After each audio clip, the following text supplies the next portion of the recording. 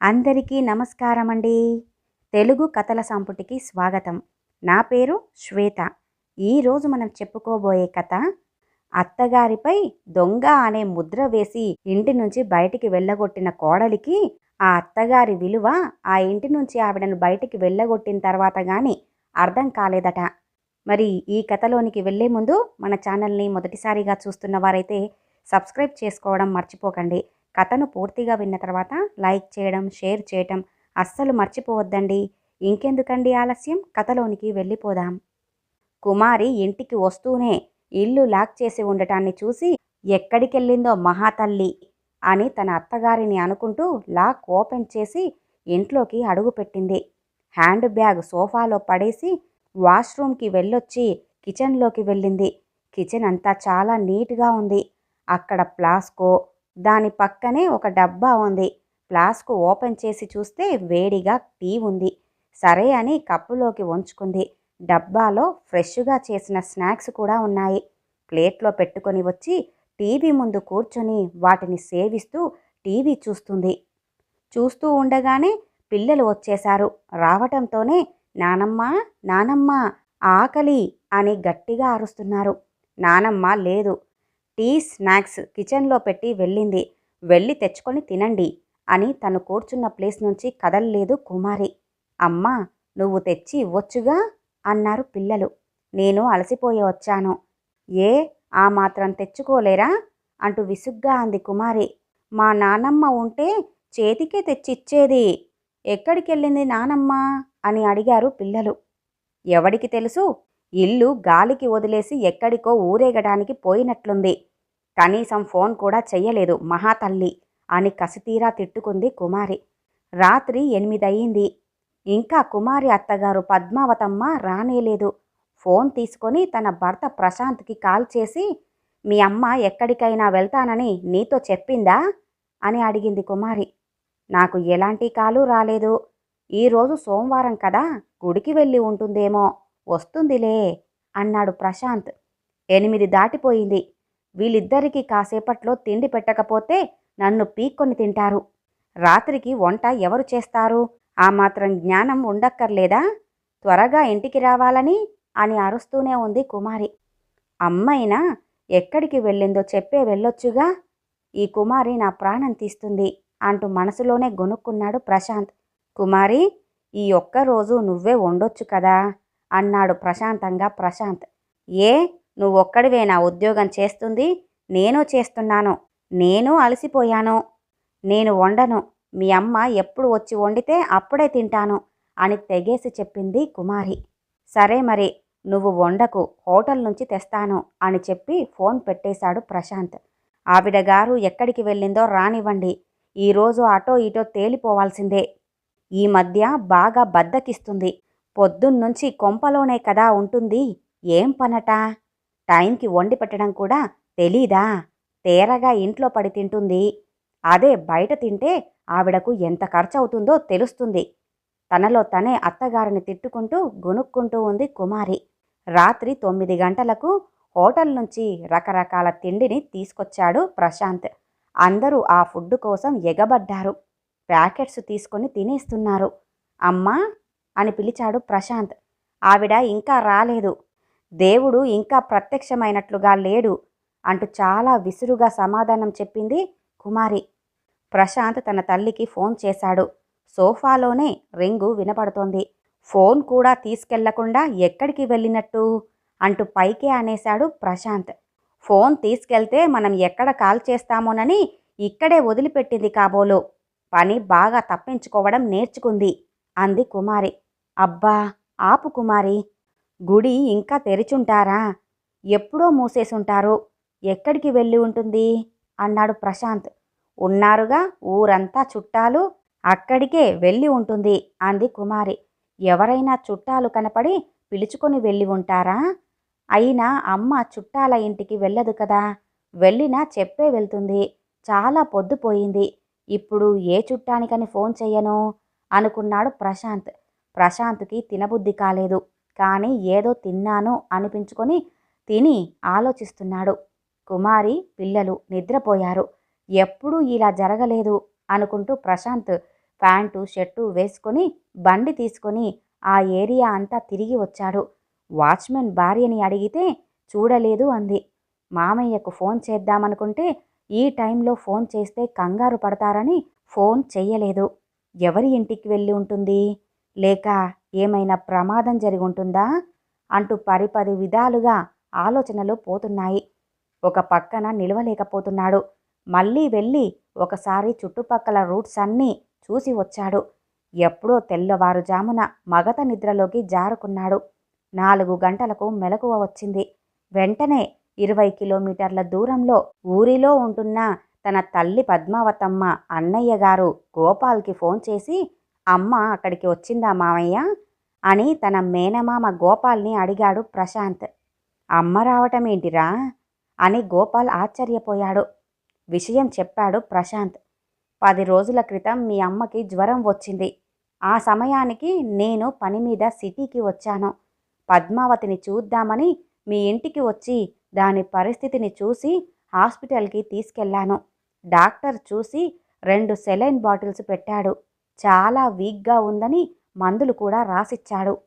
ఆ రోజు అక్కడే హాస్పిటల్లో ఉండమంటే ఇంట్లో పని ఉంది అంటూ వచ్చేసింది. నేను ఇంటి దగ్గర దింపి వచ్చేశాను అన్నాడు గోపాల్. నాకు ఇవేవి తెలియవు మామయ్య అన్నాడు ప్రశాంత్. నీకేం తెలుసురా నాయనా, నీకు ఏమీ తెలీదు. అది హాస్పిటల్లో నుంచి వచ్చి పడుకుంటే నీ భార్య కుమారి ఆఫీస్ నుంచి వచ్చి టీ పెట్టమని చెప్పింది. ఈరోజు నువ్వే పెట్టుకోమ్మా అని మీ అమ్మగారు చెబితే దానికి కుమారి ఎంత గొడవ చేసిందనుకున్నావు? కనీసం పద్మావతి చెప్పేది కూడా ఒక్క ముక్క వినలేదు. ఆ ఇంట్లో మా చెల్లెలు పద్మావతికి అన్ని సౌకర్యాలు చేశామని, చాలా బాగా చూసుకుంటున్నామని, అయినా ఈవిడ గారికి తృప్తి లేదని చాలా మాటలంది కుమారి నా ముందరే. అందుకు నేనే సాక్షి. మీ అమ్మకు అన్ని సౌకర్యాలు ఇచ్చారు కావున సుఖంగా ఉంది అని మీరనుకుంటున్నారు. కానీ అది సుఖంగా లేదురా. మీ ఇంట్లో ఒక పని మనిషిలా బతుకు ఈడుస్తుంది అని ఆయన చెప్తూ ఉంటే దుఃఖంతో ఆయన గొంతు పూడుకుపోయింది. మామయ్య, నువ్వు ఇక్కడికి రాగలుగుతావా? ఇద్దరం కలిసి అమ్మని వెతుకుదాం అన్నాడు ప్రశాంత్. యథాప్రకారం 7 గంటలకు లేచిన కుమారికి వంటింట్లోకి వెళ్లే వరకు అత్తగారు ఇంట్లో లేదనే విషయం గుర్తుకు రాలేదు. ప్రతిరోజు నిద్ర లేచేసరికి అన్నీ అమర్చి ఉండేవి. దేవుడా, ఇప్పుడు ఆఫీస్కి ఎలా వెళ్ళటం అని అనుకుంటూ ఆన్లైన్లోనే అందరికీ ఫుడ్డుని ఆర్డర్ చేసి తయారై, ఇంకా రాలేదా మీ అమ్మ ఇంటికి అని ప్రశాంత్ని విసుగ్గా అడిగింది కుమారి. అంత పెద్దావిడ ఎక్కడికి వెళ్ళిందో ఏమైందో అని లేకుండా మాట్లాడుతున్న కుమారితో ఏం చెప్పినా వేస్ట్ అనుకొని బయటికి వెళ్ళిపోయాడు ప్రశాంత్. ఉండేది హై సొసైటీలోనేనైనా ఇక్కడ ఒకరి గురించి ఒకరు అస్సలు పట్టించుకోరు. ఎవరి లోకంలో వాళ్ళుంటారు. గేటు దగ్గరికి వెళ్తుంటే వాచ్మెన్ రమేష్ ఎదురుపడ్డాడు. రమేష్, మా అమ్మని చూసావా అని అడిగాడు ప్రశాంత్. ఆ సార్, నిన్న 3 గంటలకు సూట్ కేస్ ఒక పెద్ద బ్యాగు తీసుకొని వెళుతున్న ఆటోని పిలిచి ఎక్కి వెళ్ళారండి. వెళుతూ వెళుతూ మీ ఇంటి కీస్ని నాకు ఇచ్చి వెళ్ళారు అంటూ కీ తీసుకొచ్చి ఇచ్చాడు రమేష్. అంటే అమ్మ ఇల్లు వదిలి వెళ్ళిపోయి ఉంటుందా అని హతాశుడయ్యాడు ప్రశాంత్. ఊరికెళితే కీ ఇచ్చి వెళ్ళదు. ఎందుకంటే అందరూ బయటికి వెళ్తారు కాబట్టి అందరి దగ్గర కీ ఉంటుంది. ఆమె బయటికి వెళ్తే ఆమె కీనే వాడుతుంది. అటువంటిది కీ ఇచ్చేసి వెళ్ళిందంటే ఇక ఈ కీతో నాకు ఎటువంటి సంబంధము లేదని అర్థమా అని ప్రశాంత్ ఆలోచనలోనే ఉండగా గోపాల్ వచ్చాడు. విషయం చెప్పి, మామయ్య, అమ్మ ఇల్లు వదిలి వెళ్ళిపోయింది అని బావురుమన్నాడు ప్రశాంత్. లోపలికి పోదాం పద ప్రశాంత్, ఇవన్నీ బయట ఎందుకు అని గోపాల్ ప్రశాంత్ని తీసుకొని లిఫ్టు దగ్గరికి నడిచాడు. అంతలో లిఫ్టులో నుంచి కుమారి బయటికి దిగింది. గోపాల్ని చూసి, మీరు వచ్చారా అని దీర్ఘం తీస్తూ, ఫుడ్ వచ్చింది, పిల్లలకు పెట్టి స్కూల్కి పంపించండి అని చెప్పి ప్రశాంత్ జవాబు కోసం కూడా ఎదురు చూడకుండా వెళ్ళిపోయింది కుమారి. ఇంట్లోకి వెళ్ళి గోపాల్కి కాఫీ పెట్టిచ్చాడు ప్రశాంత్. 14 ఏళ్ల ప్రశాంత్ కూతురు తన పని తాను చేసుకోలేక పెన్ను దగ్గర నుంచి అన్ని తండ్రిని అడుగుతూ ఉంది. నానమ్మ ఉంటే ముందు అన్నీ సర్ది పెట్టేది అని విసుక్కుంటూ ఎలాగో తయారై ఫుడ్ తినేసి వెళ్ళిపోయారు పిల్లలు. ఇప్పుడు అర్థమైందా నీకు? మీ అమ్మ మీ ఇంట్లో ఎంత వెట్టి చాకిరీ చేస్తుందో? అసలు మీ అమ్మ గది చూసావా? వెళుతూ వెళుతూ ఏమన్నా లెటర్ రాసిందేమో అన్నాడు గోపాల్. నాకు ఇంతవరకు ఈ ఆలోచననే తట్టలేదు మామయ్య అని ఓరగా వేసి ఉన్న పద్మావతి గది తలుపులు తీశాడు. నీటిగా సర్ది ఉంది. అటక మొత్తం ఖాళీగా ఉంది.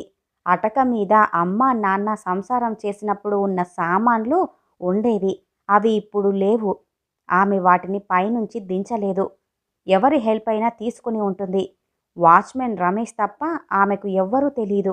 రమేష్కి ఫోన్ చేస్తే, అవును సార్, నెల క్రితం అమ్మగారు సామాన్లను పాత సామాన్ల వాళ్ళకి వేసేసిందండి అని చెప్పేశాడు.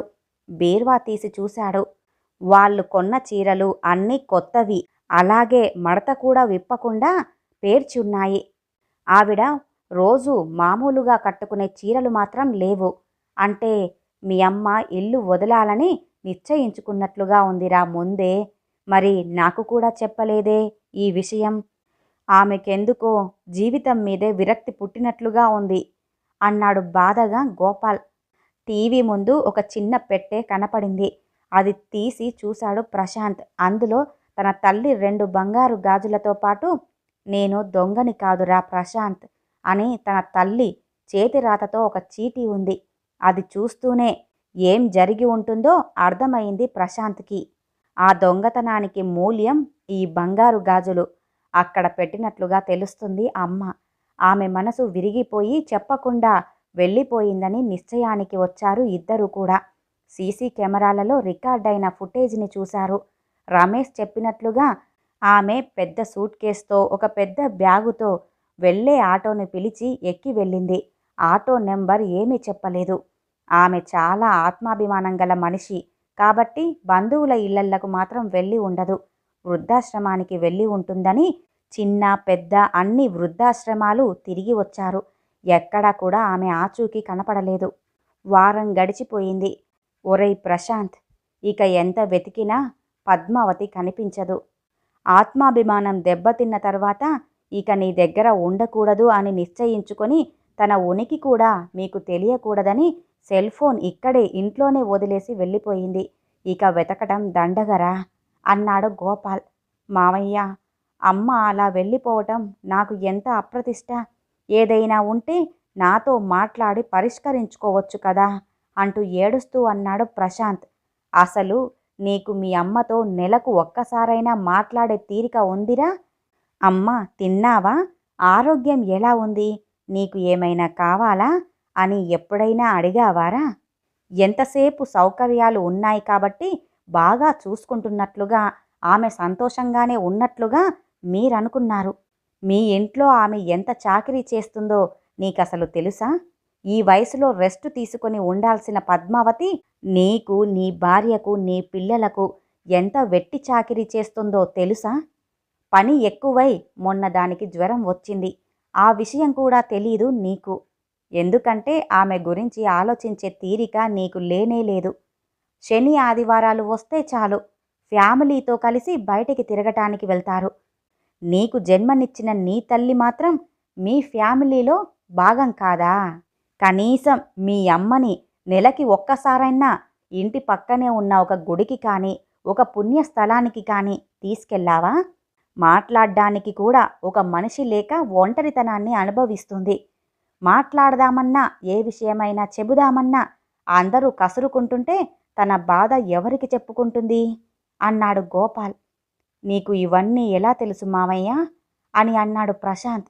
మీ ఇంటికి వచ్చినప్పుడల్లా గమనించేవాడిని. ఇప్పటికైనా మీ అమ్మకి విముక్తి లభించింది. ఇక మీ అమ్మ కోసం వెతకకు. ఎక్కడున్నా పద్మావతి హాయిగా ఉండాలని దేవుడికి దండం పెట్టి వెళ్ళిపోయాడు గోపాల్. అప్పటికే గోపాల్ అక్కడికి వచ్చి వారం అయిపోయింది మరి. సాయంత్రం కుమారిని దొంగతనం గురించి అడిగాడు ప్రశాంత్. అవును, నేను బీరువాలో పెట్టిన 50,000 కనిపించలేదు. ఇంట్లో ఆమె తప్ప ఎవరు ఉండరు కదా. లేకపోతే అప్పుడప్పుడు వచ్చే ఆవిడ అన్నయ్య గారు గోపాల్ తప్ప ఇంకెవరొస్తారు ఇంటికి అని ఒక్కొక్క అక్షరం సాగదీస్తూ ఆమె తప్ప తీసే అవకాశం ఎవ్వరికీ లేదు. ఆమె తీసి తన అన్నగారికేమైనా ఇచ్చిందో ఏమో. అదే విషయమే నేనడిగాను. అందులో తప్పేముంది అని చాలా నిర్లక్ష్యంగా జవాబిచ్చింది కుమారి. చిచి, అమ్మని ఇన్నేళ్లుగా చూస్తున్నావు. అలా చూస్తూ కూడా అంత మాట ఆవిడను ఎలా అడగగలిగావు? ఆమె ఇంతవరకు ఒక్క పైసా కూడా చెయ్యి చాచి మనల్ని అడగలేదు కదా. అంత అబాండం ఆమె మీద వేసే ముందు ఒక్క మాట నన్ను అడగాలని అనిపించలేదా? ఆ 50,000 ఈఎంఐ కట్టమని నాకు చెప్పిన విషయం నీకు గుర్తులేదా? నేను ఈఎంఐ కట్టిన ఇన్ఫర్మేషన్ నీకు వాట్సప్ చేశాను చూడు అంటూ తను కుమారికి చేసిన వాట్సప్ మెసేజ్ చూపించాడు. అది చూస్తూనే కుమారికి గుర్తొచ్చింది. నువ్వు వేసిన నిందలు భరించలేక తన 2 బంగారు గాజులు అక్కడ పెట్టి తను దొంగని కానని చీటీ రాసిపెట్టి వెళ్ళింది మా అమ్మ. నీ వల్లే మా అమ్మ ఇంట్లో నుంచి వెళ్ళిపోయింది అన్నాడు ప్రశాంత్. నన్నేం చెయ్యమంటారు? నాకప్పుడు గుర్తు రాలేదు. ఆవిడనడిగాను. అందులో నా తప్పేముంది అని విసురుగా సమాధానం చెప్పి అక్కడి నుండి వెళ్ళిపోయింది కుమారి. కుమారి ఎంతో బాగుంటుందని ఇష్టపడి పెళ్లి చేసుకున్నాడు ప్రశాంత్. మనిషి అందగత్తే కానీ మనసు కాదు అనే విషయం తర్వాత అర్థమైంది. అమ్మ ఇంత పెద్ద నిర్ణయం తీసుకుందంటే ఇంకా చాలా జరిగే ఉంటాయి. మామయ్య చెప్పినట్లుగా సౌకర్యాలు ఉంటే సుఖం ఉన్నట్లు కాదు. ఈ కుమారి దగ్గర ఉండి ఆమె నిందలు మోసే కంటే కూడా ఎక్కడైనా అమ్మ ప్రశాంతంగా ఉండి సుఖంగా ఉంటే అదే చాలు అనుకున్నాడు ప్రశాంత్. ఈ విషయం అంతా ఏ రోజు కూడా అమ్మ గురించి పట్టించుకోని తన అన్నయ్యకు చేరవేశాడు ప్రశాంత్. ప్రశాంత్ వాళ్ళ అన్నయ్య విదేశాల్లో ఉంటాడు. సరే మరి, ఆమె ఇష్టం, మనమేం చేస్తాం అని ఒక డైలాగ్ చెప్పి పెట్టేశాడు ప్రశాంత్ అన్నయ్య. అంతకన్నా ప్రశాంత్ కూడా ఏమీ ఆశించలేదు. చెప్పడం తన బాధ్యత అని చెప్పేశాడు అంతే. కానీ అమ్మ ఎక్కడికి వెళ్ళింది అనే ప్రశ్న మాత్రం వేధిస్తోంది ప్రశాంత్ని. అయిన వాళ్ళు బంధువులు అందరికీ తెలిసింది. కొంతమంది ప్రశాంత్ ముందర, కొంతమంది ప్రశాంత్ వెనక మాట్లాడుకుంటున్నారు. కానీ ఎవరికీ ఆమె ఎక్కడికి వెళ్ళింది అనేది మాత్రం తెలియట్లేదు. అలా 3 సంవత్సరాలు గడిచిపోయాయి. గోపాల్ తన స్నేహితుని మనవరాలు పెళ్లికి అడవి పక్కనే ఉండే ఊరికి వెళ్ళాడు. పెళ్లి చాలా గ్రాండ్గా జరిగింది. ఆ ఊరిలో ఉన్న సీతా సమేత ఆంజనేయ స్వామి గుడి చాలా శక్తివంతమైన గుడి అని, అక్కడ ఆంజనేయులు వద్దకు వెళ్ళి మన కోరిక కోరుకుంటే తప్పక జరుగుతుంది అని అక్కడ వాళ్ళ గట్టి నమ్మకమట. గోపాల్ మనసులో పద్మావతి ఎక్కడ ఉందో అనే దిగులు మాత్రమే ఉంది. ఆంజనేయ స్వామిని చూసి వేడుకుందామని గుడికి వెళ్ళాడు. గుట్ట మీద గుడి పెద్దగానే ఉంది. చుట్టూ చెట్లతో చాలా ప్రశాంతంగా ఉంది వాతావరణం. కాళ్ళు కడుక్కొని గుడిలోకి వెళ్ళి సీతారాములను దర్శించుకున్నాడు. ఆంజనేయుణ్ణి మనస్ఫూర్తిగా పద్మావతి ఆచూకి తెలపమని మొక్కుకున్నాడు. బయటకి వచ్చి వేప చెట్టు కింద ఉన్న అరుగు మీద కూర్చున్నాడు. సాయంత్రం 5 అవుతోంది. ఆలయాన్ని 2 ఆడవాళ్లు శుభ్రం చేస్తున్నారు. అందులో ఒకామె, పద్మావతక్క, రేపు పూజకు త్వరగా దేవుడికి మాలలు సిద్ధం చేయాలి అంది. ఓసి, అంతే కదా, త్వరగా సిద్ధం చేస్తాను, నువ్వు కంగారు పడకు అంది తుడుస్తున్న ఆవిడ. ఉలిక్కి పడ్డాడు గోపాల్. ఆ గొంతు పద్మావతిదే. తడబడే అడుగులతో గుండె గట్టిగా కొట్టుకుంటుండగా ఆమె వద్దకు వచ్చి వణుకుతున్న గొంతుతో పద్మా అని పిలిచాడు. ఆ పిలుపు విని తల తిప్పి చూసిన ఆవిడ అన్నయ్యా అంది ఆర్ద్రతతో. ఇద్దరూ కూడా భావోద్వేగానికి గురయ్యారు. పద్మ తన పని వేరే ఆమెకు అప్పగించి తన అన్నయ్యకు గుడి వెనకాలే ఉన్న ఒక గదికి తీసుకుని వెళ్ళింది. ఒక మనిషి ఉండటానికి వీలుగా ఉండే గది అది. ఒక మంచం ఉంది. కొన్ని వండుకునే గిన్నెలు, తనతో తెచ్చుకున్న సుట్కేసు మాత్రమే ఉన్నాయి. ఒక చిన్న టీవీ కూడా ఉంది. అంతే, ఇంకా ఏం లేవు. పద్మ, అక్కడ్నుంచి ఇక్కడికి వచ్చి ఒక పని మనిషిలాగా ఊడిగం చేస్తున్నావా తల్లి అంటూ కళ్ళ నీళ్లతో అడిగాడు గోపాల్. అన్నయ్య, పని మనిషిలా ఊడిగం చేస్తున్నానని ఎందుకనుకుంటున్నావు? నేను చాలా సంతోషంగా దేవునికి సేవ చేసుకుంటున్నాను అంది పద్మ. అసలు ఎందుకొచ్చావమ్మా బయటికి? నీకోసం వెతకని రోడ్లు లేవు, వెతకని ఆశ్రమమూ లేదు అన్నాడు గోపాల్. అన్నయ్య, చెప్తాను విను.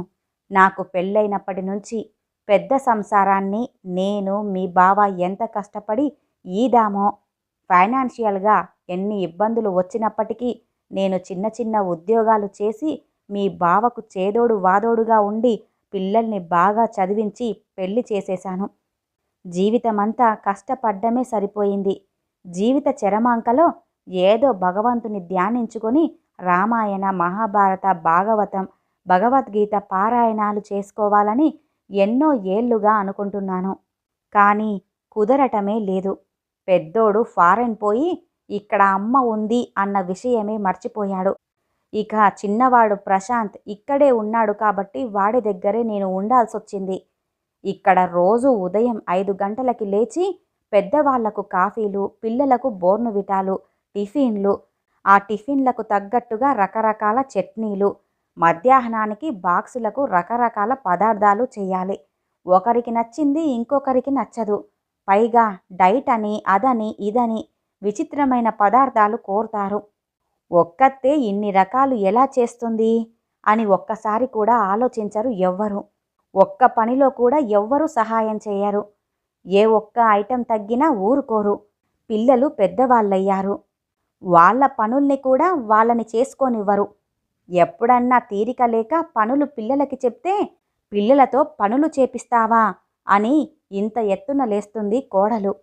రేపు పెద్ద చదువులకి హాస్టల్కి వెళితే వాళ్ళ పనులు చేసుకోవద్దు, ఎవరు చేస్తారు అని చెబుదామంటే వాళ్ళస్సలు నా మాట కూడా పట్టించుకోరు. వీళ్ళంతా వెళ్ళేసరికి 10 అవుతుందన్నయ్యా. ఇల్లంతా చిందరవందరగా చేసి వెళ్ళిపోతారు. ఆ ఇల్లంతా నీటిగా సర్దుకోవటానికే గంట పడుతుంది. తను ఒక్క పనిలో కూడా సహాయం చేయకపోయినా ఇల్లు మాత్రం నీట్గా కనిపించాలి కుమారికి. వీళ్ళు వెళ్ళిపోయిన తర్వాత పేరుకి పని మనిషి ఇంటికి వస్తుంది. అప్పుడు గిన్నెలన్నీ తెచ్చి ట్యాంకు కింద వేసి ఎండిపోకుండా ఒక బకెట్ నీళ్లు వాటిపైన పోసి ఉంచాలి. అవి నానేలోగా అది ఇల్లు ఆదరాబాదరాగా చిమ్మి తడిగుడ్డ పెట్టి గిన్నెలు తోమి బయటకి వెళ్ళిపోతుంది. అది ఆ అపార్ట్మెంట్లోనే 10 ఇళ్లల్లో పనిచేస్తుంది. అది హడావిడిగా పనిచేస్తుంది. గిన్నెలు సరిగ్గా తోమదు. ఒకరోజు సరిగ్గా తోమమని చెప్పాను. ఆ పని మనిషి కుమారికి చెప్పిందట. రేపట్నుంచి దాన్ని మాన్పిస్తాను, మీరే తోముకోండి ఆ గిన్నెలను అంది కోడలు. దాని ముందే మాట్లాడి నా గౌరవం పోగొట్టింది కుమారి. అప్పటినుంచి ఆ పని మనిషి ఇంకా అధ్వానంగా తోముతోంది. అవన్నీ మళ్ళీ నీటుగా నీళ్లతో కడుక్కునేసరికి చాలా టైం పడుతుంది. రోజు ఇష్టం వచ్చినన్ని బట్టలు విడుస్తారు. అవన్నీ వాషింగ్ మిషన్లో వేసి వాటిని ఎండేసి ఎండిన తర్వాత మడత పెట్టి ఎవరి కబోర్డ్లలో వాళ్ళకి సర్ది పెట్టాలి. ఇవన్నీ అయ్యేసరికి మధ్యాహ్నం 12 గంటలవుతుంది. అప్పుడు మళ్ళీ నేను స్నానం చేసుకొని అన్నం వండి దేవునికి దీపం పెట్టి గోవిందా అని అంటాను. మధ్యాహ్నం భోజనం చేసేసరికి 2 గంటలవుతుంది. కాసేపు టైం ఉంటే నడుం వాలుస్తాను. లేదంటే సాయంత్రంకి చేయాల్సిన స్నాక్స్కి రెడీ చేసుకోవాలి. కుమారి 5 గంటలకల్లా ఇంటికి వస్తుంది. ఆ సమయానికి అన్నీ సిద్ధంగా ఉండాలి. లేకుంటే ఇల్లు ఎగిరిపోయేలా అరుస్తుంది. పిల్లలు 7 గంటలకి వస్తారు. ప్రశాంత్ 9 గంటలకు వస్తాడు. వాడితో మాట్లాడే అవకాశమే ఇవ్వదు కుమారి. ఒకరోజు పక్కింటి అమ్మాయి మాట్లాడించింది. అది ఆఫీస్ నుంచి వస్తూ వస్తూ కుమారి చూసింది. వాళ్లతో నా మీద ఏం చాడీలు చెబుతున్నారు అంటూ అడిగింది. ఆ రోజు నుంచి కనీసం బయటికి కూడా తొంగి చూడటం లేదు నేను. 7 గంటల నుంచి రాత్రికి వంట చేయటమే సరిపోతుంది. అన్నీ ముగించుకొని అందరూ భోజనాలు అయ్యేసరికి దాదాపు 10 దాటుతోంది. రాత్రి వంటిల్లు క్లీన్ చేసుకొని మరుసటి రోజుకి కావలసిన కూరగాయలు తరిగి అన్నీ రెడీ చేసుకునేసరికి రాత్రి 11 అవుతుంది. పడక మీద చేరేసరికి ఒళ్ళు హూనమైపోతుంది. చాలాసేపటి వరకు నిద్ర రాదు. మాట్లాడితే అన్ని సౌకర్యాలు కల్పించాం, అమ్మని చాలా సుఖంగా చూసుకుంటున్నామని అందరికీ చెప్తూ ఉంటారు వీళ్ళు. గదిచ్చారు. ఆ గదిలో ఉండేది రాత్రి 11 నుంచి ఉదయం 5 గంటల వరకే. మిగిలిన సమయమంతా వంటింటికే అంకితమైపోతుంది. టీవీ ఉంది చూడు అంటారు. దానిని చూసే టైం నాకెక్కడుంటుంది? ఏ భక్తి ఛానల్ చూడాలన్నా సమయమే లేదు. పిల్లలు వచ్చి ఇక్కడ టీవీ పెట్టుకుంటారు. వాళ్ళనేమీ అనకూడదు. ఇక నేనేం చూసేది? అందరితో కలిసి తినటం అలవాటైన నాకు ఒంటరిగా ముద్ద కూడా దిగేది కాదు. అక్కడ ఎవరితో మాట్లాడ్డానికి కూడా లేదు. జైల్లో ఉన్నట్టుగా ఊపిరి ఆడేదే కాదు. ఎంతైనా నా కోడలు, నా కొడుకు, నా పిల్లలే కదా అని ఇన్నాళ్ళు సర్దుకున్నాను. చివరికి 50,000 తీశానని దొంగతనం అంటగట్టింది. ఆ రోజే ప్రశాంత్తో చెబుదామంటే ఆయనకు పని ఎక్కువ, టెన్షన్తో ఉంటాడు, చిన్న చిన్న విషయాన్ని రాద్ధాంతం చెయ్యకు అని కనీసం ప్రశాంత్ని చూసే అవకాశం కూడా ఇవ్వలేదు కుమారి. చెయ్యని దొంగతనానికి నింద మోయటం జీర్ణించుకోలేకపోయాను. ఆ రోజుతో నా మనసు విరిగిపోయింది. ఎంత చేసినా గుర్తింపే లేదు. రెస్టు తీసుకోవాల్సిన వయసులో నాకు అలవి కానంత పని చేసి పైగా వీళ్లతో మాటలు అనిపించుకోవాలా? నా కొడుకేమో అస్సలు నన్ను పట్టించుకోడు, నాతో మాట్లాడడు. ఇంట్లో అమ్మ ఉంది అనే విషయం కూడా గుర్తులేదు వాడికి. ఎవరికోసం చెయ్యాలి ఈ చాకిరంతా? నిందలు మోస్తూ భారమైన మనసుతో గుడికి వెళ్ళి దేవుడికి నా బాధ చెప్పుకున్నాను. ఆయన నా మొర విని రామయ్య గారి రూపంలో వచ్చాడు. ఆయన పూజారితో గుడి గురించి చెబుతూ ఉంటే నేను కూడా విన్నాను. నేను గుడి గేటు దగ్గరికి వస్తూ ఉంటే పిలిచి పాంప్లెంట్ ఇచ్చి, అమ్మా, నీకు ఎవరైనా మనిషి తెలిస్తే చెప్పండి అన్నారు. ఎందుకండి అని అడిగాను. నేను రామభక్తుడిని. మా ఊరి గుట్ట మీద మా పూర్వీకులు కట్టించిన రాముల వారి గుడిని జీవోద్ధరణ చేయించానమ్మా. ఎవ్వరూ ఉండటానికి రావట్లేదు.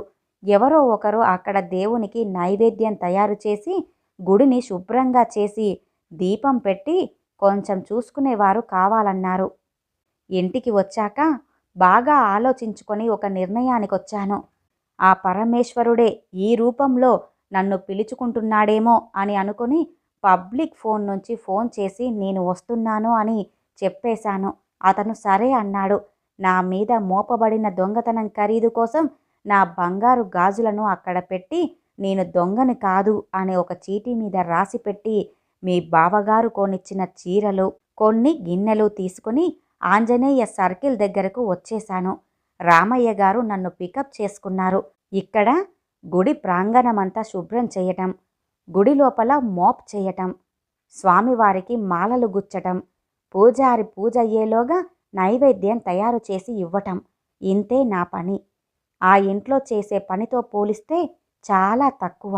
ఇక్కడికి వచ్చాక ఈ గదిలో ఉండమని నాకు ఈ గదినిచ్చారు. నెలకి అప్పుడు 5,000, ఇప్పుడు 7,000 ఇస్తున్నారు. నా కోరిక చెప్పగానే ఆయన రామాయణ, మహాభారత, భాగవత పుస్తకాలు తెచ్చిచ్చారు. ఒక స్మార్ట్ ఫోన్ని కూడా ఇచ్చారు. టీవీ ఉంది. భక్తి ఛానల్లో ప్రవచనాలు అన్నీ చూస్తున్నాను. రోజుకి అంతా 2 గంటల పని మాత్రమే అన్నయ్య. రోజంతా ఖాళీనే. నాతో పాటు ఇంకో 2 సంసారాలు ఇక్కడే ఉంటున్నాయి. చాలా మంచివాళ్ళు. నన్ను బాగా చూసుకుంటున్నారు. నా మంచి చెడు కనుక్కుంటారు. సాయంత్రం పూట పురాణం వీళ్ళకి చెప్తూ ఉంటాను. అది విని ఇప్పుడు చాలామందే వస్తున్నారు. మీ బావ బ్యాంకులో నా పేరు మీద వేసిన డబ్బులు అలాగే ఉన్నాయి. నా ఆరోగ్యం చాలా బాగుంది. వారం వారం గుట్ట కింద సంత జరుగుతూనే ఉంటుంది. వెళ్ళి నాకు కావలసినవి కొనుక్కొచ్చుకుంటాను. రామయ్య గారి కుటుంబం నన్ను వాళ్ళ ఆడబిడ్డలా చూసుకుంటున్నారు. ఆయనకు భక్తి చాలా ఎక్కువ. తీర్థయాత్రలు కూడా చేస్తూ ఉంటారు. వాళ్లతో పాటు నన్ను కూడా తీసుకెళ్తుంటారు. ఇప్పటికీ నేను కాశీ, హరిద్వార్, బద్రీనాథ్, ఇటువైపు తమిళనాడులోని రామేశ్వరం యాత్ర కూడా పూర్తి చేశాను. ఈసారి పూరి వెళ్తామన్నారు. ఆ జగన్నాథుని దర్శనం చేసుకోవచ్చు అంటూ ఉత్సాహంగా చెప్తుంది పద్మ. గోపాల్ పద్మని పరిశీలించి చూస్తున్నాడు. ఇంతకు ముందులాగా ఆమె ముఖంలో దిగులు గాని, నీరసం గాని, అలసట గాని ఏమీ లేవు. ఆరోగ్యంగా, ఉత్సాహంగా ఉంది. ఒక రకంగా బంగారు పంజరం నుండి విముక్తి పొంది ఈ పచ్చని ప్రకృతిలో భగవంతుని సేవ చేసుకుంటూ ఆయన నామాన్ని జపించుకుంటూ మనసులో దిగులు లేకుండా స్వేచ్ఛగా, సంతోషంగా తన జీవితాన్ని గడుపుతున్న చెల్లెల్ని చూసి చాలా ఆనందించాడు గోపాల్.